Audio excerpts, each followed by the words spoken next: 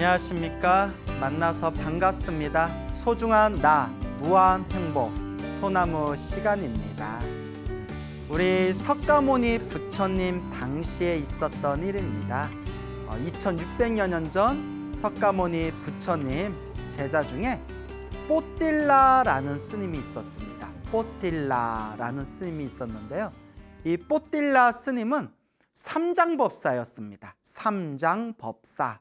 그래서 이 삼장, 불교에서는 이제 삼장이라는 표현이 있는데요. 삼장은 경, 견장, 율, 율장, 논, 논장. 그래서 경, 율, 논, 경장, 율장, 논장 해서 경율론 삼장이다라고 이야기를 합니다.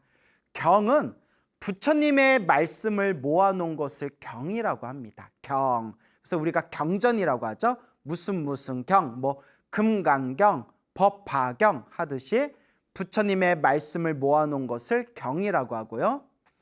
부처님의 계율의 말씀을 모아놓은 것을 율이라고 합니다. 율, 뭐뭐 하지 말아라, 뭐뭐 하지 말아라. 이렇게 부처님의 계율에 대한 가르침을 모아놓은 것을 율이라고 하고요.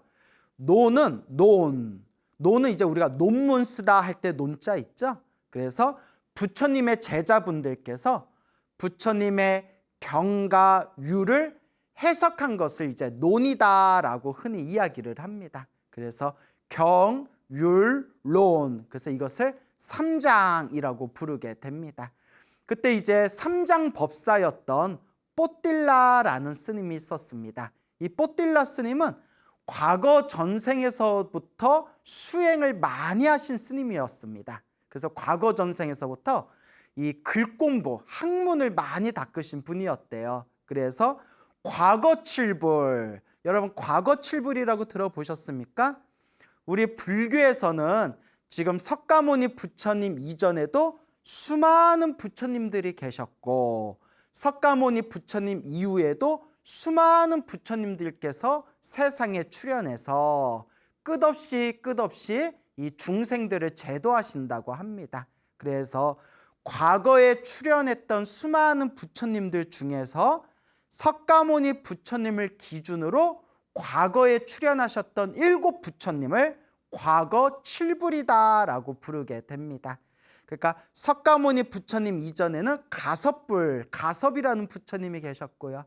가섭 부처님 이전에는 구나한모니라는 부처님이 계셨고요. 또 그 이전에는 구류손이라는 부처님이 계셨고, 어쨌거나 이렇게 석가모니 부처님 기준으로 과거에 7 부처님이 계셨다. 그리고 또 이제 미래에 미륵 부처님이 오시잖아요. 그러면 미륵 부처님이 세상에 출현하시면 이제 미륵 부처님을 기준으로 과거에 7 부처님이니까 미륵 부처님이 출현하신 시대를 기준으로 하면 석가모니 부처님이 이제 과거불이 되시는 거죠. 과거에 출현하셨던 부처님. 자, 그래서 석가모니 부처님 이전으로 과거 칠불, 과거에 출현하셨던 7 부처님 시대 때에도 이 뽀딜라 스님은 삼장법사였다고 합니다. 그러니까 과거 전생에서부터 어마어마하게 이제 공부를 많이 하신 스님이셨어요. 그래서 이 삼장법사는 부처님의 경, 율, 론 삼장을 달달달달달 외우고 해박한 그런 어떤 부처님 가르침에 대한 지식을 담고 있어야 삼장법사라는 그런 명예로운 호칭을 얻게 됩니다. 이 삼장법사였던 뽀딜라 스님은 아주 부처님 가르침에 대해서 박학다식하였고, 그리고 500명의 스님, 500명의 학인 스님들을 제자로 두고 이렇게 널리 법을 펼치는 그런 이제 삼장법사 뽀딜라라는 스님이 계셨습니다. 근데 이 뽀딜라 스님이 박학다식하시고 총명하시고 지혜롭고, 그리고 500명의 스님들에게 부처님의 말씀을 가르치는 그런 훌륭한 선생님이었지만, 아직까지도 번뇌를 끊고 그리고 마음의 깨달음을 얻어서 아직까지는 생사윤회에서 벗어나지를 못했다고 합니다. 그러니까 이제 부처님께서 이 뽀딜라 스님을 탁 꿰뚫어 보고는, 저 뽀딜라는 아직도 깨달음을 얻지를 못하고 있구나. 아직도 이 생사윤회에서 벗어나서 번뇌를 소멸하고 깨달음을 얻어야 되겠다라는 마음을 아직도 일으키지를 못하고 있구나. 내가 마땅히, 이제 부처님께서 내가 마땅히 저 뽀딜라를 자극시켜서, 저 뽀딜라의 마음을 자극시켜서 뽀딜라가 깨달음을 얻도록 내가 분발시켜줘야겠다라고 이제 부처님께서 그런 거룩한 마음을 일으키십니다. 그래서 이제 뽀딜라의 마음을 자극시켜서 뽀딜라가 빨리 깨달음을 얻게 하기 위한 까닭으로 부처님께서 이제 뽀딜라에게 이렇게 이야기합니다. 뚜짜 뽀딜라여, 두짜 뽀딜라여. 뚜짜는 머리가 텅 비었다라는 뜻이래요. 와, 엄청 심한 말이죠. 우리가 이제 아무리 친한 사람이라 하더라도 우리가 친한 사람이다 하더라도 누군가에게 야, 너는 왜 이렇게 머리가 텅 폈냐? 머리가 깡통이냐? 이 뜻이잖아요. 머리가 깡통이다. 머리가 텅 폈다. 욕이죠. 근데 부처님이 수많은 제자들 앞에서도 뚜짜 뽀딜라여, 뚜짜 뽀딜라여, 뚜짜 뽀딜라여, 이리로 오거라. 뚜짜 뽀딜라여, 절을 하거라. 뚜짜 뽀딜라여, 앉아 있거라. 뚜짜 뽀딜라여, 일어나거라. 뚜짜 뽀딜라여, 어서 가거라. 그러니까 뽀딜라 스님을 항상 이렇게 지칭할 때마다 뚜짜 머리가 텅 빈 뽀딜라여, 머리가 텅 빈 뽀딜라여, 항상 그렇게 심한 말을 하시는 거예요. 얼마나 이 뽀딜라 스님이 수치스러웠겠어요. 근데 여기서 이제 중요한 게 있습니다, 여러분. 부처님께서는 과거, 현재, 미래를 다 꿰뚫어 보시고 또 중생들의 그 수준, 중생들의 근기, 중생들의 타고난 그릇, 중생들의 성품, 중생들의 성질을 완벽하게 꿰뚫어 보신답니다. 부처님께서는 항상 중생을 제도할 때 과거, 현재, 미래를 다 꿰뚫어 보시고 중생들의 그 근기와 수준과 그릇과 성향을 완벽하게 꿰뚫어 보시면서 중생들을 제도하신다고 합니다. 그래서 부처님께서 뽀딜라를 머리가 텅 빈 뽀딜라여, 뚜짜 뽀딜라 하신 것은 그 뽀딜라 스님의 마음을 다 꿰뚫어 보시고 부처님의 그런 어떤 모욕적인 그런 말을 충분히 받아들일 만한 그릇이라는 걸 알기 때문에 부처님께서 그와 같은 방법을 쓰신 겁니다. 그러니까 부처님께서는 함부로 그렇게 말씀하시는 분이 아니라 이 중생은 받아들일 만한 그릇이구나 하면 그 그릇에 맞춰서 눈높이에 맞춰서 법을 설하시고 아직은 받아들이지 못할 만한 그릇이구나 하면 부처님께서는 그 중생에 대해서 또 눈높이에 맞춰가지고 또 그에 맞춰서 법을 설하시게 됩니다. 그러니까 이 뽀딜라 스님은 수많은 과거 전생에서부터 과거에 출연하셨던 7 부처님 아래에서 이제 오랫동안 공부를 해왔기 때문에 충분히 뽀딜라 스님의 이 성향과 성질은 석가모니 부처님께서 머리가 텅 빈 뽀딜라여 라고 지나친 말씀을 하셔도 충분히 받아들일 만한 그릇이기 때문에 석가모니 부처님께서 일부러 그와 같이 뽀딜라의 마음을 자극시키고 열심히 수행해서 빨리 번뇌를 소멸하게끔 분발시키기 위해서 부처님께서 그와 같은 방법을 쓰신 겁니다. 그러니까 우리는 이런 거 함부로 따라하면 안 되겠죠. 그래서 석가모니 부처님이 이제 모든 걸 다 꿰뚫어 보시고 뚜짜 뽀딜라여, 이제 이렇게 말씀을 하시니까 어느 날 뽀딜라가 곰곰이 이제 고민에 빠집니다. 나는 부처님의 경, 율, 론 3장을 완벽하게 이해하고 암기하고 있다. 나는 500명의 수많은 이 제자 스님들에게 부처님의 법을 전달하고 있다. 나는 부처님의 가르침을 이해하는데 부족함이 없는 사람이다. 근데 왜 부처님께서 유독 나에게만 텅 빈 뽀딜라여, 왜 내가 텅 비었다, 머리가 텅 빈 뽀딜라여 라고 왜 그런 말씀을 하시는 걸까? 라고 이렇게 이제 고민한 끝에 이제 뽀딜라 스님은 지혜로운 분이었거든요. 부처님께서 내가 부처님의 말씀을 외우고 부처님의 말씀을 공부하는 것만 좋아하고 실질적으로 마음을 닦아서 이 번뇌를 소멸하는 이런 깨달음의 길을 가지 않고 있기 때문에 부처님께서 나를 안타깝게 여기시고 내 마음을 일부러 자극시키는 거구나 라는 것을 이제 올바르게 이해를 합니다. 뽀딜라 스님 정도 되니까 그걸 딱 이제 부처님께서 일부러 나를 공부시키려고 저러시는 거구나 라는 걸 뽀딜라 스님 정도 되니까 딱 알아차리지. 우리 같은 중생들은 이제 삐져가지고 부처님이 왜 나만 갖고 그래, 나 이제 절에 안 다녀, 나 이제 부처님 안 믿을 거야, 이렇게 중생들 막 다 삐지지 않습니까? 삐짐 하지 않습니까? 그래서 이제 뽀딜라 스님은 부처님께서 왜 나한테 이런 말씀을 하실까 올바르게 이해한 뒤에 이제 결심을 합니다. 그래, 부처님께서 나에게 원하고 바라시는 대로 내가 깨달음의 길을 가야겠다. 내가 이 번뇌를 끊고 생사윤회에서 벗어나야겠다. 내가 모든 번뇌와 욕망이 사라진 아라한이 되어야 되겠다. 이제 마음에 굳게 결심하고 제자들 몰래, 500명의 제자들 몰래 짐을 싸가지고 몰래 절 밖으로 이제 나오게 됩니다. 그래서 아주 먼 길을, 수십 킬로미터의 먼 길을 걷고 걸어서 어느 숲속에 있는 자그마한 사찰에 들어가게 됩니다.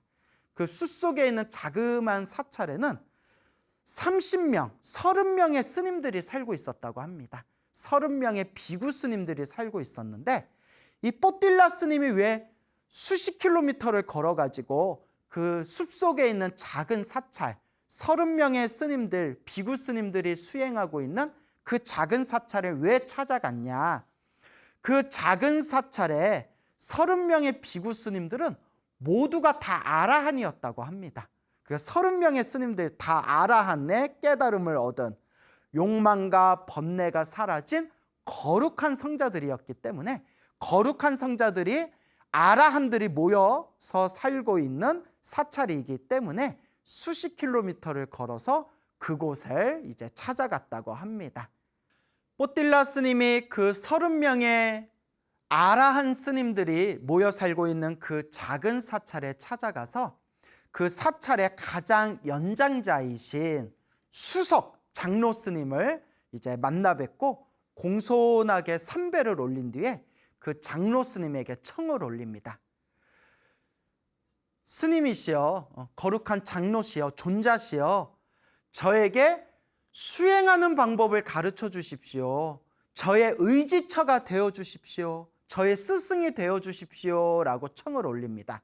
그때 이 수석 장로이신 이 아라한 스님께서 그 뽀딜라 스님을 이렇게 이제 마음을 꿰뚫어 보고 이 뽀딜라 스님은 이 삼장법사로서 부처님의 가르침에 스스로 박학다식하다. 자기가 부처님의 가르침을 아주 잘 외우고 있고 잘 이해하고 있다라는 그런 교만심이 있다. 이 교만심을 먼저 꺾어줘야겠다. 이 아집, 나에 대한 집착과 내가 잘났다는 교만심이 있다면 결코 수행할 수가 없다. 먼저 이 잘나고 잘난 뽀딜라 스님을, 뽀딜라 스님이 실제로 잘난 스님은 맞잖아요. 이제 삼장법사시고 이 뽀딜라 스님의 그 잘났다라는 그 마음부터, 그 교만심부터 먼저 꺾어줘야 되겠다라고 이제 생각을 하면서 뽀딜라 스님에게 이렇게 이야기합니다. 스님, 뽀딜라 스님, 스님은 수많은 사람들의 스승입니다. 500명의 제자들을 거느리고 있는 그런 아주 훌륭한 스님이신데 저 같은 사람한테 찾아와서 제가 스님께 무엇을 가르쳐 줄 수 있겠습니까?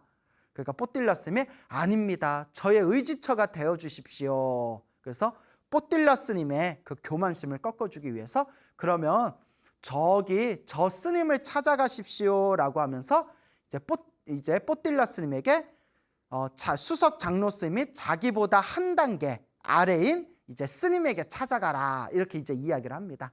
그래서 뽀딜라 스님은 이제 두 번째 그 사찰에서 이제 두 번째 위치에 있는 스님을 찾아가 가지고 두 번째 스님에게도 이제 청을 올립니다.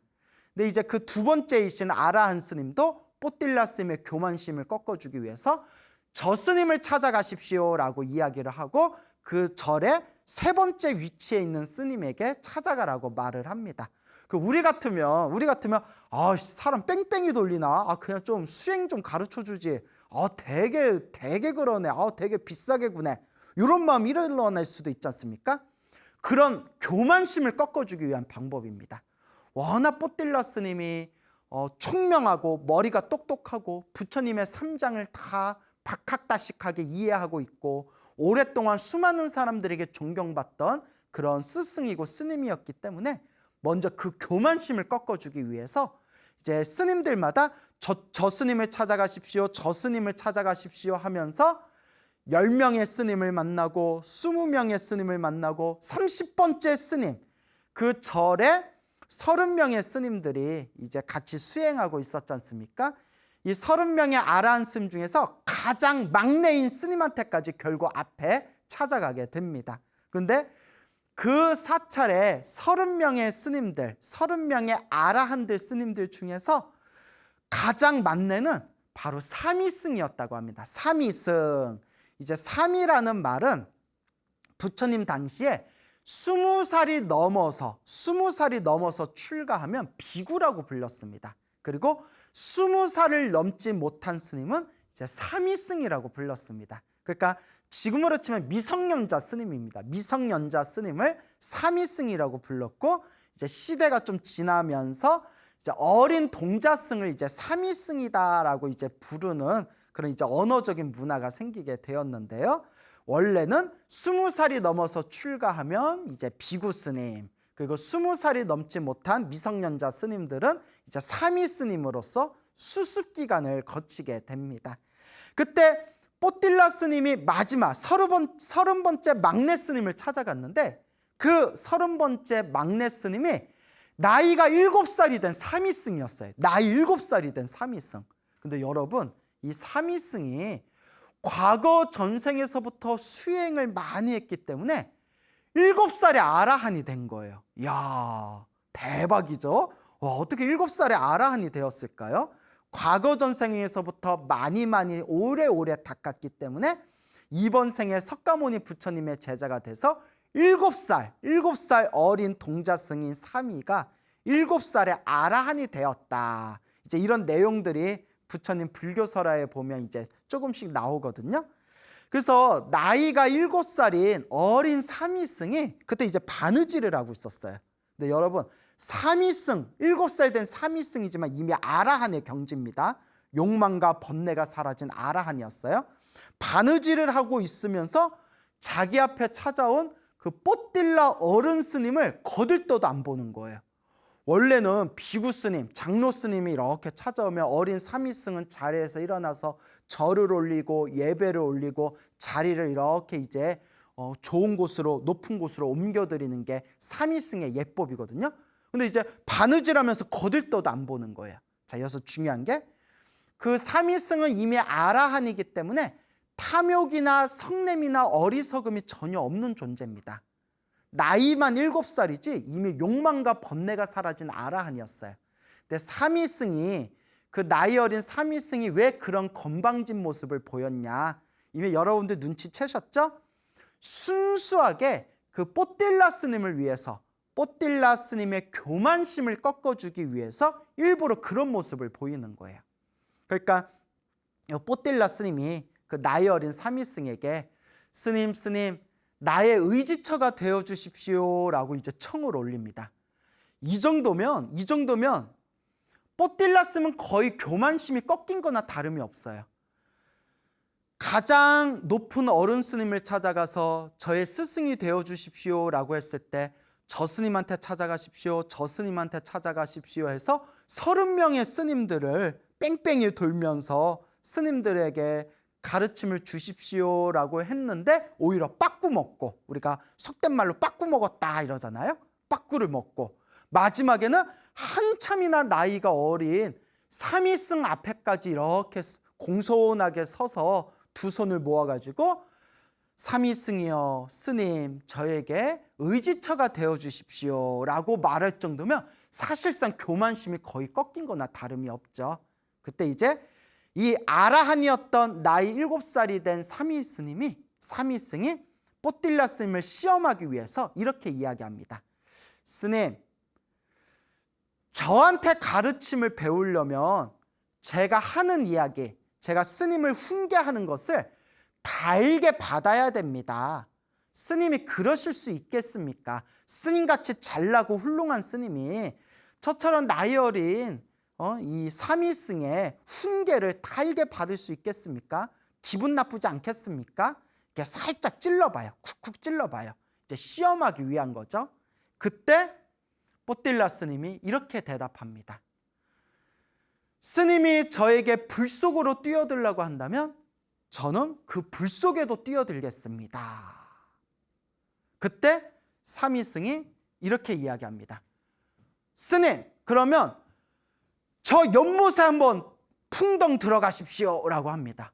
그 한참 어른 스님에게 그 쬐끄만 삼위스님이 저 연못 위에 뛰어들어가십시오 라고 딱 명령을 내립니다. 그때 주저하지 않고 뽀틸라 스님은 그 삼위승 앞에서 그 새카맣게 어린 그 삼위승이 시키는 대로 그 연못 위에 이 승복, 가사를 입은 채로 풍덩 그 연못 안에 뛰어들게 됩니다. 그때 이 아라한인 이 삼위승은 충분히 교만심이 꺾였고 충분히 가르침을 받아들일 만한 마음의 준비가 되었구나라는 것을 이 아라한 삼위승이 그 뽀틸라 스님을 꿰뚫어 보게 되죠. 그래서 물을 뚝뚝 떨어뜨리고 있는 이제 뽀틸라 스님을 다시 부른 뒤에 이제 이렇게 이야기합니다. 스님, 뽀틸라 스님, 제 말을 잘 들어보십시오. 땅굴이 있는데 이 땅굴에 구멍이 6개가 뚫려 있습니다. 구멍 6개가 뚫려 있는 땅굴이 있는데 그 땅굴 안에 도마뱀이 쏙 들어갔습니다. 그 도마뱀을 잡으려면 어떻게 해야 됩니까? 깊은 땅굴 안에, 그 조그맣고 긴 땅굴 안에 들어간 그 도마뱀을 잡으려면 어떻게 해야 되겠습니까? 구멍 6개가 뚫렸으니까 구멍 6개 중에서 5개의 구멍을 꽉 막은 뒤에 구멍 하나만 지키고 있으면 그 도마뱀을 잡을 수가 있습니다. 나머지 구멍을 다 막아버리고 구멍 하나만 지키고 있으면 그 구멍에 언젠가는 그 구멍에서 나오려고 할 때 그때 딱 잡으면 됩니다. 뽀틸라 스님, 그와 같습니다. 우리는 눈, 귀, 코, 혀, 몸, 생각 이 6가지 구멍이 있습니다. 이 6가지 구멍 중에서 눈, 귀, 코, 혀, 몸 이 5가지를 꽉 막아버리고 오로지 생각, 오로지 이 마음만 있는 그대로 관찰하십시오.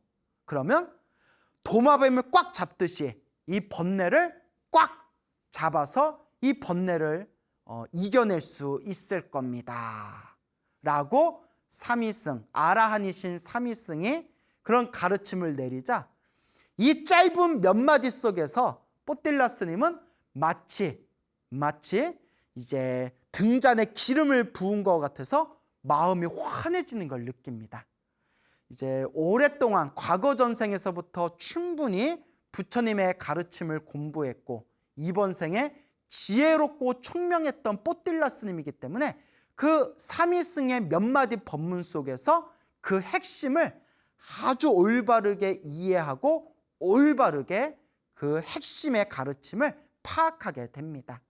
그러니까 이미 과거 전생에서부터 많이 닦으신 분이기 때문에 충분히 이제 그릇이 만들어진 상태였어요. 그렇게 뽀틸라 스님은 그 삼위 스님에게 고마움을, 감사함을 표하면서 스님, 그거면 충분합니다. 너무나 훌륭하신 가르침에 감사드립니다. 그거면 충분합니다. 라고 만족해하면서 그때부터 눈으로 보이고 귀로 들리고 코로 냄새 맡아지고 혀로 맛보아지고 몸으로 느껴지는 그 모든 감각들을 다 내려놓고 오로지 마음에서 일어나고 사라지고 일어나고 사라지는 그 마음을 있는 그대로 바라보고 있는 그대로 관찰하기 시작합니다. 이와 같이 뽀틸라 스님은 점점 깊고 깊은 그런 경지에 들어가게 됩니다. 그때 어느 날 뽀틸라 스님이 고요하게 앉아서 자신의 마음을 있는 그대로 바라보고 있었을 때 그때 먼 곳에 떨어져 계시는 석가모니 부처님께서 이 신통력의 힘으로, 신통의 눈으로 뽀딜라 스님의 수행의 수준이 바야흐로 아주 성숙하고 무르익게 되었구나라는 것을 완벽하게 꿰뚫어 보시게 됩니다. 그리고 때가 됐다. 이제 때가 됐다. 뽀딜라여, 이제 때가 됐다. 그리고 부처님께서 신통의 힘으로, 신통력의 힘으로, 신족통이라고 하죠. 순식간에 이제 거리를 뛰어넘는 그런 신족통이라는 그런 신통의 힘으로 부처님께서 수십 킬로미터 먼 곳에 떨어진 부처님께서 뽀딜라의 그 무르익은 깊은 수행의 경지를 꿰뚫어 보신 뒤에 신통의 힘으로 환한 광명을 일으키면서 앉아있는 뽀딜라 스님 앞에 짠 하고 이제 나타나시게 됩니다. 온몸에 환한 광명을 일으키면서 뽀딜라 앞에 짠 하고 나타나신 석가모니 부처님께서 뽀딜라를 향해서 이와 같이 법을 설하십니다. 지혜는 수행에서 생긴다. 지혜는 수행에서 생긴다. 수행을 하지 않으면 지혜가 줄어든다. 수행을 하지 않으면 지혜가 줄어든다.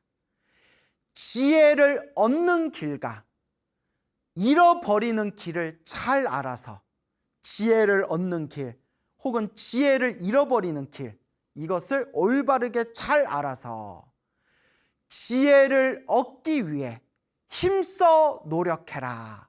힘써 수행해라. 지혜는 수행에서 생긴다. 수행을 하지 않으면 지혜가 줄어든다. 지혜를 얻는 길과 잃어버리는 길을 잘 알아서 지혜를 얻기 위해 힘써 노력해라. 이와 같은 부처님의 설법을 듣자마자 그 자리에서 비로소 이 뽀딜라 장로는 모든 번뇌와 모든 욕망이 산산이 부셔지고 깨달음을 얻어 생사윤회에서 벗어난 거룩한 성자 아라한이 되었다라고 이야기합니다. 뽀딜라 장로는 과거 전생에서부터, 과거 일곱 부처님 때였을 때부터 부처님의 가르침을 달달달달 외우고 있는 그런 삼장법사였고, 이번 생에서도 석가모니 부처님 시대 때 부처님의 가르침을 올바르게 이해하고 그리고 달달달달 암기하고 있을 정도의 삼장법사였지만 마음의 깨달음을 얻지는 못하고 있었습니다. 아무리 부처님의 그 수많은 팔만대장경을 다 외우고 있어도 깨달음을 얻지 못했는데, 올바른 방법으로 마음을 닦아서 비로소 마음의 경지가 무르익었을 때 부처님의 법문, 부처님의 그 짧은 말씀 하나도 어렵지가 않아요. 뭐 별로 어려운 얘기도 아니에요. 뭐 반야심경하고 금강경은 심오하기라도 하지, 반야심경이나 금강경의 가르침에 비하면 그렇게 뭐 어렵거나 특별하지도 않은 부처님의 설법 한마디, 그 개송 하나에 완전한 그런 어떤 아라한의 깨달음을 얻게 됩니다. 그래서 이와 같이 뽀딜라 스님께서 아라한이 되셨다라는 그런 자신의 교만함을 꺾어버리고 나라는 집착을 꺾어버리고 위대한 성자가 되신 이야기가 전해지고 있었습니다. 만약에 뽀딜라 스님이 석가모니 부처님께서 머리가 텅 빈 뽀딜라요, 머리가 텅 빈 뽀딜라요 라고 했을 때 막 삐지고 기분 나빠하고 부처님한테 막 서운해하고 이런 부정적인 마음을 일으켰더라면 뽀딜라 스님이 과연 아라한이 될 수 있었을까요? 그리고 뽀딜라 스님이 30명의 아라한 스님들이 모여 살고 있는 그 사찰에 가서 가르침을 청했을 때 그 스님들이 저 스님한테 찾아가 보세요, 저 스님한테 찾아가 보세요 하고 30명의 스님들한테 막 뺑뺑이를 돌렸을 때 기분 나쁘고 자존심 상해하고 그런 교만심을 일으켰다면 과연 아라한이 될 수 있었을까요? 그리고 마지막 30번째 스님을 만났는데 그 30번째 스님이 7살이 된, 나이 7살의 어린 그런 사미승이었을 때 그것을 보고 내가 차라리 아라한이 안 되고 말지, 내가 저렇게 나이 조그만 사미승한테 내가 과연 가르침을 받아야 되냐, 이런 교만심을 일으켰다면 과연 아라한이 될 수가 있었을까요? 그래서 우리 불교에서는 진정한 수행의 첫걸음을 이루기 위해서는 먼저 나 잘났다라는 생각, 아상과 아집과 이 교만부터, 이 암앙심부터 내려놔야 된다라고 말씀하고 있습니다. 근데 저도 이렇게 말은 잘하지만 엄청 어려워요. 진짜 어려워요. 참 저도 숱하게 많은 분들과 이렇게 몸으로 부딪히면서 마음으로 느끼는 게, 이렇게 나 잘났다. 사실 내가 잘난 것도 없는데, 잘난 게 없다는 걸 알면서도 나다, 내 것이다라는 이 교만, 이 암한심을 딱 내려놓기가 이렇게 힘이 들구나라고 그렇게 이제 처절하게 느낄 때가 있습니다. 그래서 참 이 수행이라는 게 어렵고도 어려운 길입니다. 요 마음 하나 잘 쓰면 되는데, 요 눈에 보이지도 않는 요 마음 하나 쓰기가 참 어렵고 어렵습니다. 하지만 꾸준히 닦아 나아가야겠죠. 이와 같이 우리가 부처님의 깨달음을 얻기 위해서는 먼저 이 아집, 아상, 아만, 이 교만심부터 내려놔야 된다. 그래서 이와 비슷한 이야기가 있습니다. 우리 한국에도 저 신라 시대 때 있었던 이야기라고 합니다. 그 신라 시대 때, 우리나라 신라 시대 때, 우리나라 그 신라 시대, 특히 통일 신라 시대 때가 한국 불교의 어떤 정점이었거든요. 그때 정말 뭐 의상대사라든가 원효대사라든가 숱한 기라성 같은 큰 스님들이 이제 출연했던 시대이기도 하죠. 그때 어느 비단장수, 비단을 팔던 비단 장사를 하던 청년이 있었습니다. 이 젊은이가 있었는데, 이 비단을 장사하는 이 젊은이가 이제 비단을 등에다 이렇게 짊어지고 이렇게 높은 고갯길을 올라가다가 이제 고갯길을 다 넘어갈 때쯤에 힘들어가지고 양지 바른 곳에서 옆에다 이제 비단을 내려놓고 땀을 식히면서 이렇게 쉬고 있었답니다. 이렇게 한참 쉬고 있었는데 저기에 누더기를 입고 있는 어느 노스님이 가만히 이렇게 서 계시더래요. 움직이지도 않고 노스님이 가만히 서 있길래 이 젊은이가, 비단장수 젊은이가 궁금증이 일어납니다. 호기심이 일어나가지고 가만히 서 있는 누더기 입은 노스님께 찾아가서, 스님 어디 편찮으세요? 왜 움직이지 않고 그렇게 가만히 서 계세요? 무슨 곡절이 있나요? 무슨 사연이 있나요? 그러니까 요 누더기를 입은 요 노스님께서 하시는 말씀이, 내가 지금 중생에게 공양을 올리고 있어. 내가 지금 중생들에게 공양을 올리고 있습니다. 그러니까 젊은이가 아무리 주변을 둘러봐도 아무것도 없는데, 아무것도 없는데 주변에 아무도 없고 누구 하나 없는데 도대체 무슨 공양을 올리신다는 거예요? 하니까 요 노스님이 하신 말씀이, 누더기 입은 노스님 하신 말씀이, 내 몸에 이가 있는데, 그 옛날 이 있잖아요. 내 몸에 이가 있는데 내가 몸을 막 움직이면 이들이 내 피를 빨아먹기가 힘들까 봐 요 이한테 내가 내 피를 공양하기 위해서 지금 이렇게 가만히 있는 것이요. 그 말 듣고 젊은이가 깜짝 놀라가지고 참 별나다. 우리 같으면 딱 드는 생각에 더러워. 더럽잖아요. 막 이에다가 막 피 빠르라고. 그러니까 요새 현대 감각에는 좀 안 맞는 얘기예요. 옛날 그 노스님이 물론 도인 스님이시겠지만, 여러분 아무리 이런 이야기가 아름답고 좋아도 이 키우면 돼야 안 돼요? 이 키우면 안 됩니다. 몸에다 이 키우고 다니면 안 되잖아요. 이제 요새 현대 감각에는 맞지 않는 얘기지만 그냥 전설 따라 산만리 그런 느낌으로 들어두시면 좋을 것 같아요. 그러니까 이 자비심이 거룩한 누더기 입은 노스님이 그 이들을 차마 죽일 수는 없고, 이들한테 내 피를 공양 올리고 있어. 내가 몸을 움직이면 이들이 피 빨아먹기 힘들 거 아니요. 그래서 가만히 내가 서 있는 것이요. 그러니까 깜짝 놀라서 젊은이가 별나다라는 생각이 들었는데, 그 노스님의 자비스러운 말씀에 가슴이 후두두두둑 하면서 가슴에 묘한 감정을 느낍니다. 생각해 보세요. 바깥에서는 먹고 사는 게 얼마나 힘들어요. 그 돈 몇 푼 때문에 사람을 해치기도 하고 사기치기도 하고 사람들한테 상처 주면서 정말 정쟁같이 살아가는 곳이 저 바깥 세계고 저 바로 또 경제활동이지 않습니까? 오죽하면 뭐 이 경제활동, 이 장사하고 돈을 버는 걸 약육강식이라고까지 표현하는 사람들이 있지 않습니까? 그러니까 이 비단 장수가 이렇게 비단을 팔면서 전국을 돌면서 그렇게 마음에 힘들고 답답하고 지쳐 있을 때 이들에게 피 빨아먹으라고 내가 공양 올리고 있어라는 그런 너무나 천진하고 순수하고 자비심이 가득한 그 노스님의 말씀을 듣고 가슴이 우두루루루 이렇게 무너지는 그런 이제 묘한 느낌을 받게 됩니다. 그때 호련이 나도 이 거칠고 더럽고 힘든 이 세속을 벗어나 나도 머리 깎고 출가하겠다라는 생각이 들고 그 자기의 전 재산이나 다름없는 비단을 그냥 버려버리고 그 노스님을 쫓아갑니다. 노스님의 뒤를 쫓아가요. 스님, 스님, 저 스님의 제자가 되겠습니다. 스님의 제자가 되겠습니다. 저를 제자로 받아주십시오 하고 젊은이가 그 누더기 입은 노스님의 뒤를 막 쫓아갑니다. 그래서 이제 노스님이 계시는 그 조그만 다 쓰러져가는 그런 조그만 이제 암자에 도착했을 때 노스님이 끝까지 자기 뒤를 따라온 그 젊은이에게 비단장수였던 젊은이에게 이렇게 이야기합니다. 정말 내 제자가 되고 싶냐? 예, 스님 제자가 되고 싶습니다. 그래, 그러면 한번 해봐라. 그리고 그 자리에서 이제 머리를 깎여서 이제 행자가 됩니다.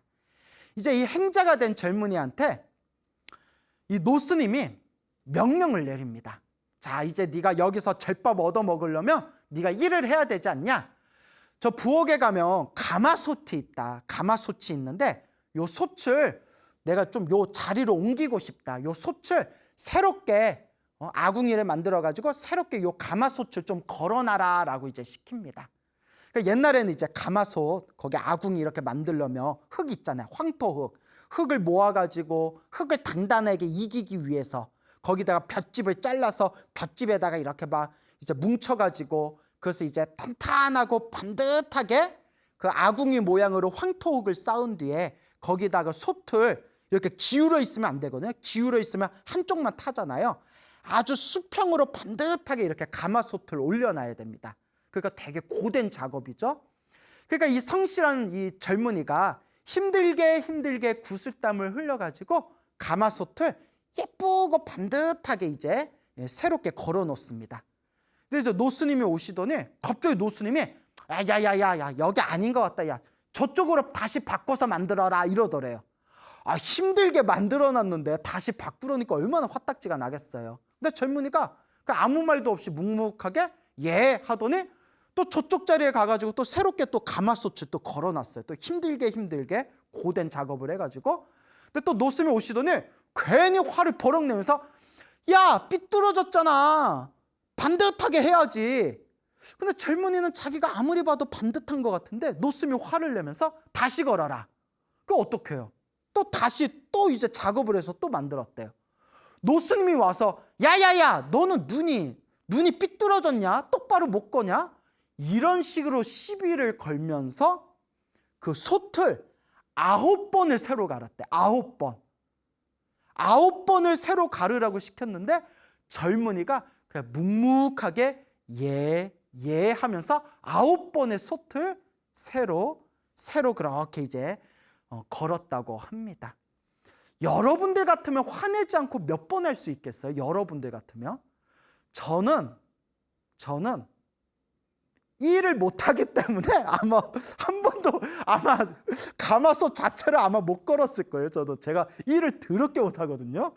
그래서 저희 아버지도 야 너 이렇게 일을 내가 너 두고 내가 어떻게 죽냐 우리 아버지가 그런 말을 하실 정도 제가 일을 못해요.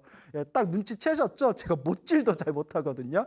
이거 자랑도 아닌데 어쨌거나 그렇게 9번을 화 한 번 내지 않고 묵묵하게 가마솥을 새롭게 걸었더니 노스님께서 그때서야 그래 너 정도면 너의 그 마음의 품성이라면 수행할 수 있겠구나. 그 노스님 일부러 시험했던 거예요. 요 놈이 수행을 잘할 것인가. 시험하고 시험해서 9번 트집을 잡았는데 그 9번의 그 시비와 트집 속에서도 젊은이가 묵묵하게, 그러니까 타고난 성품이 다른 거예요. 그래서 우리가 누구든지 이번 생에 마음을 깨치면 그 자리에서 부처가 될 수 있지만, 이론적으로는, 하지만 실제로 부처님의 경전이나 불교 설화를 보면 대부분 전생에 닦은 분들이에요. 사실 전생에 닦은 분들이 이번 생에 그 마음의 품성이 무르익어서 뻥 하고 깨달음을 얻게 되거든요. 그래서 이 남다른 아주 그런 좋은 그릇을 갖춘, 좋은 품성을 가진 이 젊은이가 그 노스님 밑에서 열심히 수행해가지고 큰 깨달음을 얻은 그런 위대한 스승이 되셨다. 그래서 그 젊은 이제 스님, 그 젊은이, 그 스님을 이제 후대에 솥을 9번 갈았다 해가지고 그 뜻을 높여서 구정선사라고 불렸다고 합니다. 구정, 솥을 9번 갈았다. 그래서 구정선사다라는 그런 유명한 한국불교 설화가 있습니다. 그래서 우리는 이런 이야기를 통해서 머리로는 다 알아요. 솔직히 뭐 나도 알고 여러분들도 다 아시잖아요. 아집을 버려야 된다, 아상을 놓아야 된다, 아만과 교만심을 완전히 내려놔야 된다. 요 교만심이 있으면 올바른 불자가 아니다, 올바른 수행자가 아니다. 머리로는 다 알지만 참 몸과 마음으로는 실천하기가 어렵습니다. 우리는 이것을 업습이라고 합니다. 업습, 업의 습관. 과거 전생에서부터 중생으로서 내가 지었던 몸과 말과 생각으로 지은 이 중생으로서의 업의 습관 때문에 머리로는 다 알면서 몸과 마음이 잘 안 따라준다. 하지만 꾸준히 닦고 닦고 나아갈 수밖에 없다. 그렇게 정진하다 보면 우리도 언젠가는 저 위대한 부처님과 같은 그런 똑같은 깨달음을 얻게 될 것이다 라는 것을 우리 불자 여러분들 꼭 명심하시고 되새기시기 바랍니다. 여러분, 행복해지고 싶습니까? 행복한 삶을 창조하고 싶습니까? 복을 지으십시오. 선업을 지으십시오. 공덕을 쌓으십시오. 복과 선업과 공덕의 힘이 여러분들을 진정한 행복의 길로 이끌어 줄 것입니다. 여기서 마치겠습니다. 여러분, 성불하십시오.